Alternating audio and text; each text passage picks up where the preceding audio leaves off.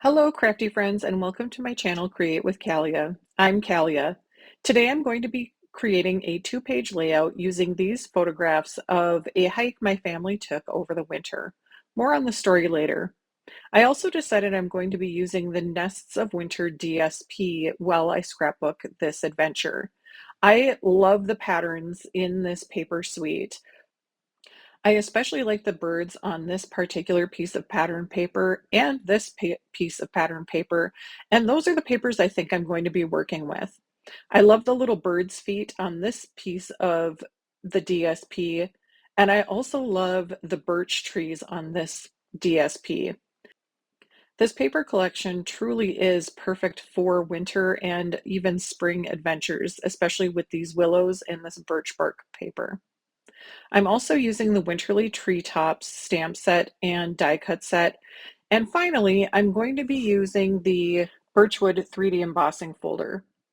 This video is a collaboration with other Stampin' Up! Demonstrators, so make sure to stay till the end where you can check out the other videos that have been done. I do apologize. I realized that my camera went out of focus during parts of this video, so please bear with me. I've cut down some gray granite cardstock to about 8.5 by 8.5. The photographs have been printed at 4 by 4, and I'm going to create a grid layout for the right-hand side of my layout. Once I have these pictures arranged how I would like them, I'm then going to cut the DSP with the willows and the birds in half and use each half of one piece of paper as the bottom portion of both sides of my layout. The challenge with this collaboration was to use an embossing folder on a layout. This embossing folder is 8.5 by 6 inches, and I'm going to use it to create a 12-inch piece of paper so that I can go all the way across my layout. Unfortunately, I make an error, and we're going to see that in this video. So as you can see, I've cut out one piece of white cardstock and embossed it at the 8.5 by 6 inch size. I'm then taking my crumb cake ink pad and lightly tapping a blending brush on it and then tapping off before starting to apply the color to the ridges on the birch wood. I'm trying to bring out those ridges to create an effect that looks like actual birch bark. As I move the blending brush across the ridges created by the embossing folder, I make sure to use a very, very light hand. My blending brush is barely skimming the surface of the ridges, and you can see that it is adding plenty of color. I do want the color to be very subtle, and it will dry back even lighter. After I use crumb cake, I then use some pecan pie, and finally I'm going to add some early espresso ink to this piece of cardstock as well. Notice how as I build up the color, it starts to create a depth and realistic look to this piece of cardstock. I chose the colors of crumb cake, pecan pie, and early espresso because they are colors that are also featured in the DSP for this collection. And I knew that that would help create cohesion between the DSP that I selected and the piece of cardstock that I'm creating. I really love the effect that I've created by using these inks with this embossing folder, and rest assured you will be able to see it more clearly later in the video. Here is where I also realized that I've made the error. I could have used my embossing folder to make this a 12 by 6 inch piece of cardstock and done all the inking. So when I realized that I easily could have made this 12 inches, I do decide to go back and redo the cardstock. I'm going to show you how to achieve this look as well. I'm going to pull in my Stampin' Cut and Emboss machine and show you how to create a 12-inch piece of cardstock using an 8.5-inch embossing folder. You want to lay your cardstock in the embossing folder, avoiding this edge at the end so that you don't end up with an unembossed piece of cardstock.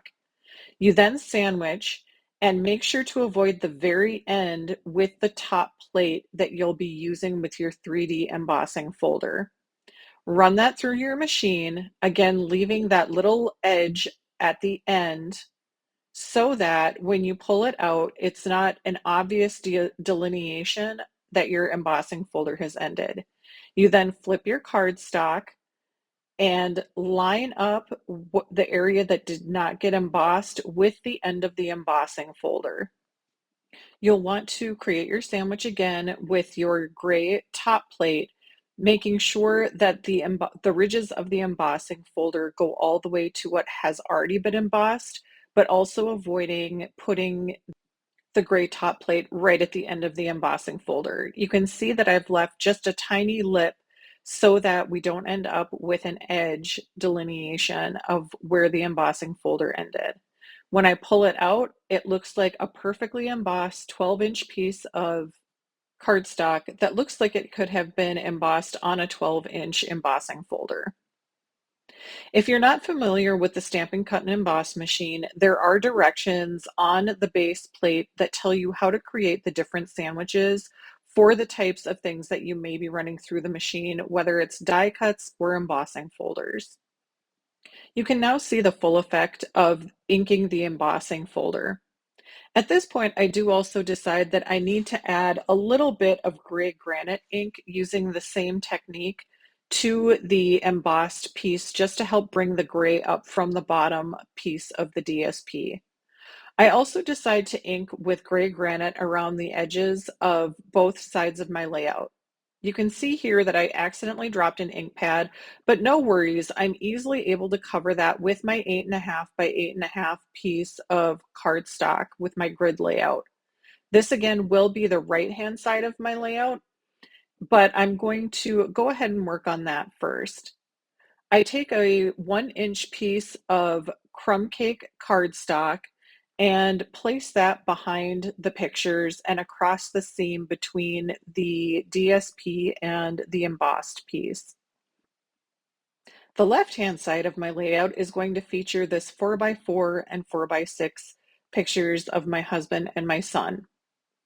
I'm going to line up the two pictures so that they're about 1/4 of an inch apart, and then I'm going to stick them down onto the DSP and the embossed piece of cardstock.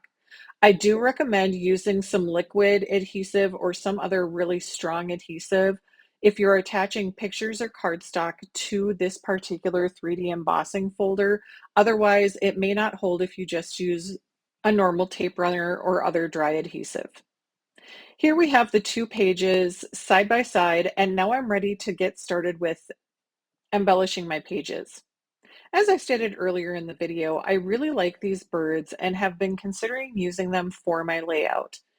If you're not familiar with the DSP and die cut combinations that Stampin' Up! Carries, they do often include a die that will fit around different images on the DSP.